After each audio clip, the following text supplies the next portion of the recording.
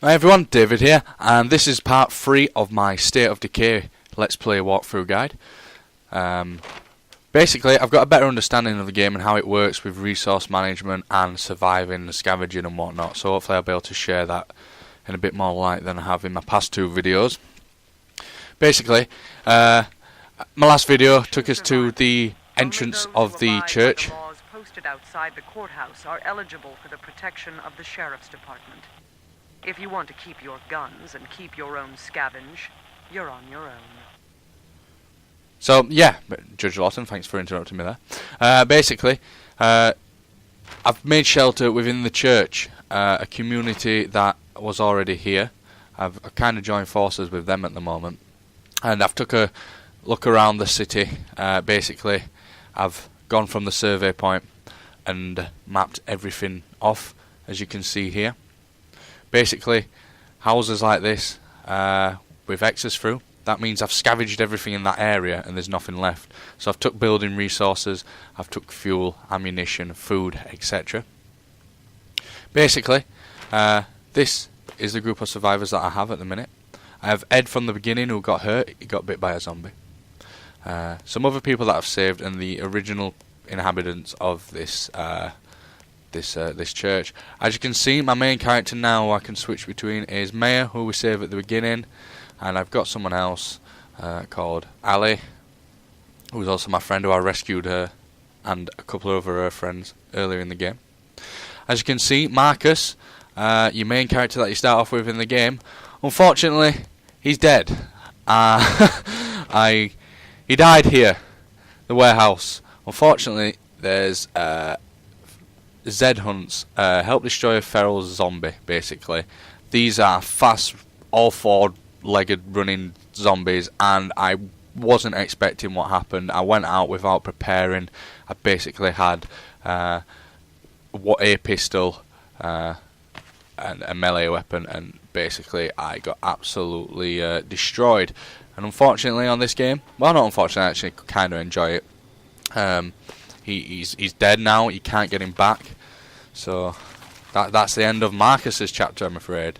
As you can see, the church is here. Within the church, you can build things, such as quarters, sleeping quarters. You need as many sleeping quarters as you can to fill all your inhabitants, in as such.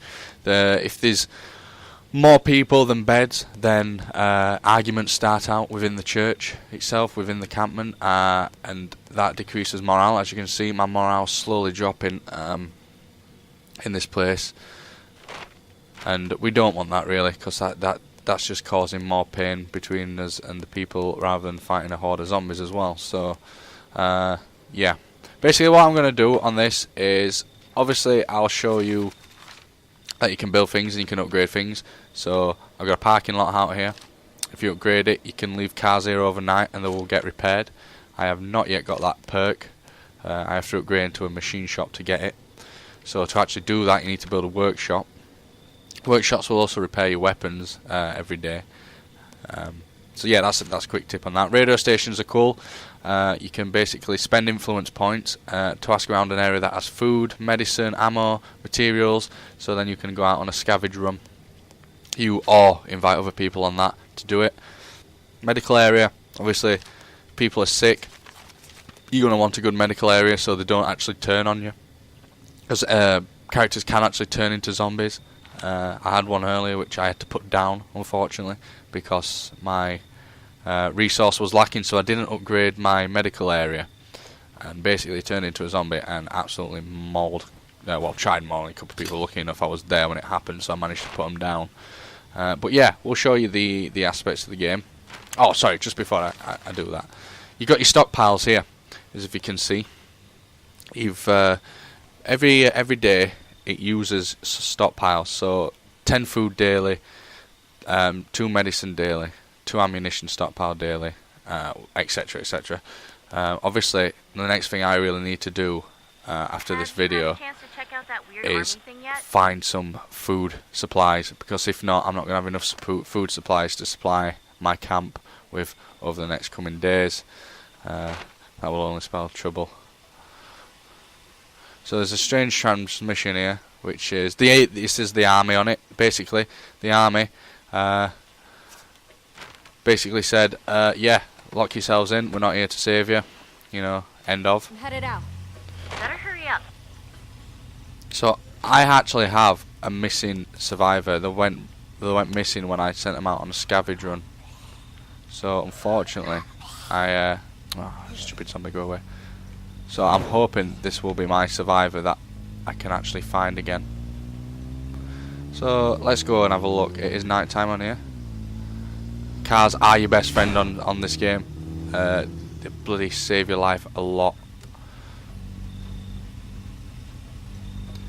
But they're not very oh sorry, I just got distracted by the zombies there. The cars are not very tough at all. They can easily be destroyed, and you don't want that because they are a lifesaver. If you get attacked by a horde, jump into a car and you know, hope for the best. Oh, that's not good. Shit.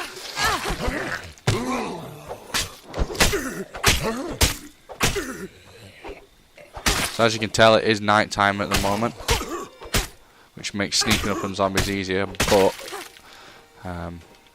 whoa, I've got to be careful because oh, sorry about that, guys.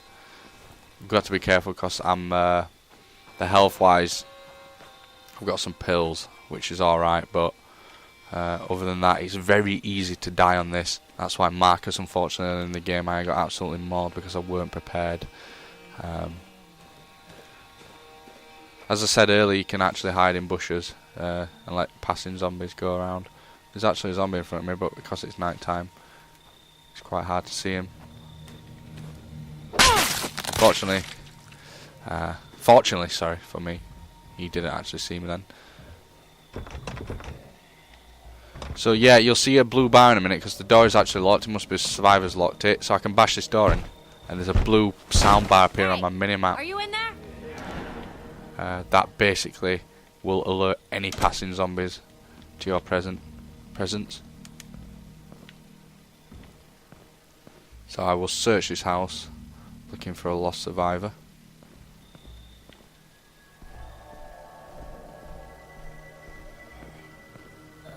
Oh shit.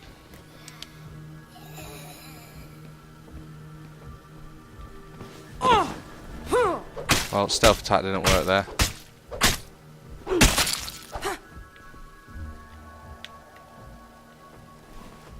Carry on our search. Well, this house has been marked off as nothing left. We've scavenged the area, looking around.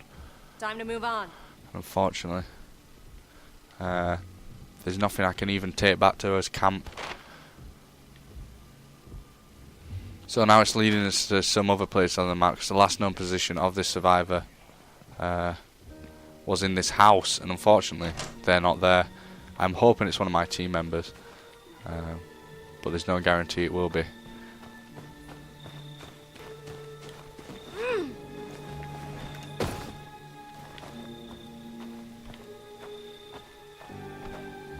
So, on to the next house. This is going to be locked, I can just see it. Oh, bloody hell, it is as well.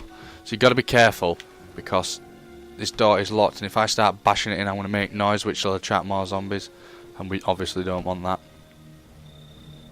Could jump through the window as well, but that's also going to be a bugger.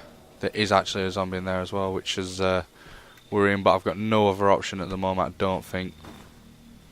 So, quickly bash this in, and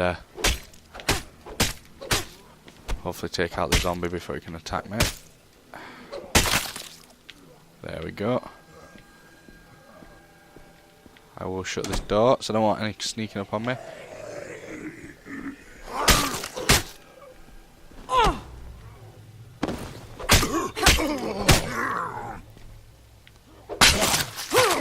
Nice little finisher move there. So yeah, we know as characters level up in skills, each character has different skills. And you can actually level them up by doing. So fighting is obviously leveled up by me actually fighting with weapons. I can search this house. I'm not going to yet, for all intents and purposes of this video. We're after a survivor.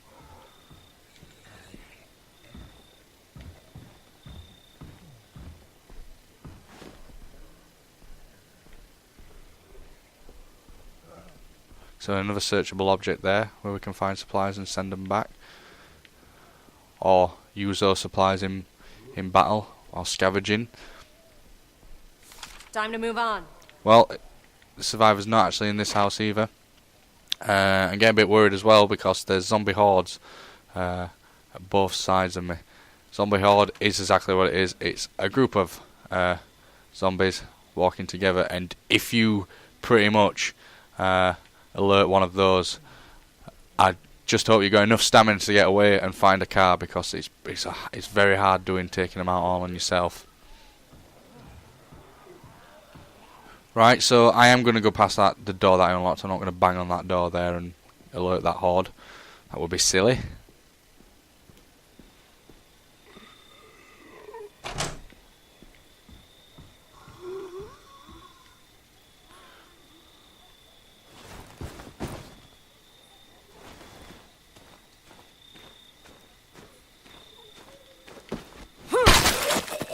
Good thing about this is later on, once you kill zombies in a certain area, such as these areas which I control, they're not main bases, but they're outposts. Outposts let me trade items with my community, because there's no money on this game, it's just community points.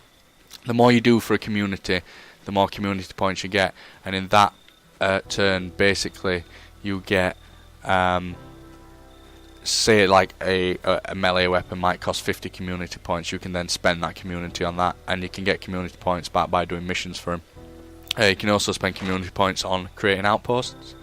So I took over a fast food restaurant and a gun shop. I will constantly get supplies from these, not as much as what I would going out and getting them myself, but I will get a small resource bonus for owning those. And obviously it's a safe area, because you can set traps around the buildings, so any zombies that walking into them will get hurt by those traps.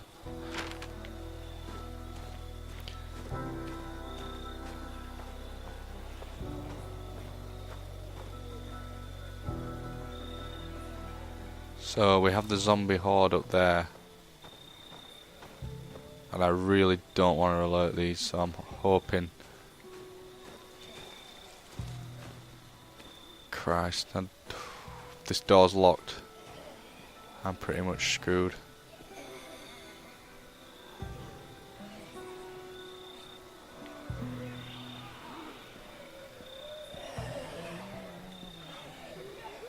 Thank God for that.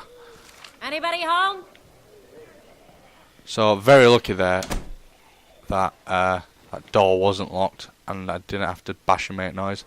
And looks like we have a survivor. I thought I was dead. Thanks for coming to get me. I'm ready to leave now. So we've pretty much found our missing survivor. Obviously she'll be a great help back at camp rather than dead. So now we're just basically going to escort her back. I've found the main way survivors can go missing is when you find resources, you can get big rucksack kind of things where you throw up on your back. They're the main kind of resource which you do building stuff with, and they don't count towards your backpack for your weapons like that. Oh shit. So when you pick one of those up, it goes on your back and it slows you down. But what you can do is you can call in on your radio for support and bring out a scavenge run, which will send someone else out to your location, and they will also carry a rucksack back as well. So you can have a 2-for-1 deal. However, you can stay there until they've finished scavenging and then escort them back, or you can just hope for the best that they'll make it back on themselves. Majority of the time, they can do pretty well. But unfortunately for this character of mine, they basically messed up and got themselves trapped. So they went missing. So it was my job to obviously go find them to bring them back safely. And this horde wave is going to walk directly where I'm going to want to go. And when it takes off, guess what I see? A freaking foot, that's what. Yeah. Somebody dumped a body right behind my restaurant. I think, Until 2 weeks ago, that was the most exciting thing that ever happened. to play it safe,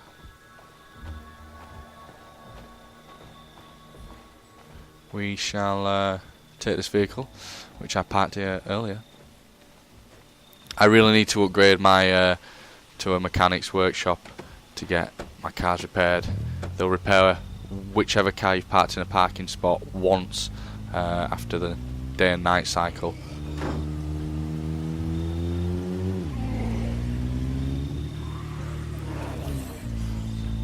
So once I've repaired it, I think I've got a zombie behind me. Yeah. We'll just smash it with a door. Oh great, got some more zombies. It's door smashing time, zombies.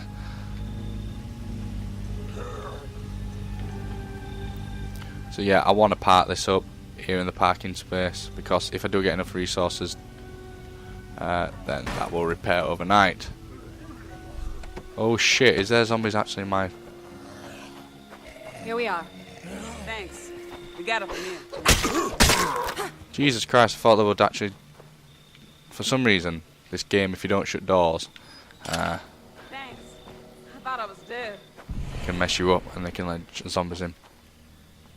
So there we have it, guys. That was a quick look on some of the aspects of the game. So if a survivor goes missing doing scavenge runs, then obviously if they're still surviving, you might get a call out and you might be able to find them. There's plenty of other things to do. There's always strange transmissions. There's story missions, obviously, part of the single player aspect of the game, which I have yet to explore really. This is the map. You start off up there. Your first home is here. Feral zombies, I hate doing them. That's the first one I've did. Pretty much my main character died. I lost all his stats for him. I lost him fully. And as that's just popped up, you also get people getting scared as well due to there might be too many zombie hordes or too many infestations. Infestations is basically where zombies will take over an area and it's your job to clear them. So it's all about keeping your community safe, having enough resources, trying to save people. Pretty much you help people out, they'll join your community. You might get people with better skills. Basically, I've got a watchtower here. If you've got someone with a sharpshooting skill, then you can employ them into that tower and they can look over your base full stop. Same as if you have doctors that can provide better medical abilities overnight and whatnot. I think that basically covers it for part 3, guys. Part 4, I'm thinking moving out of the church area, showing you maybe this mission, or maybe even taking an adventurous look at a brand new place where I've not actually been yet. So there we have it, guys. That's part 3. If you've enjoyed what you've seen, please subscribe. My name's David. Channel is TheTacticalTREX. So yeah, like, comment. I will get back to you. So thank you very much for watching. Cheers, guys. Bye.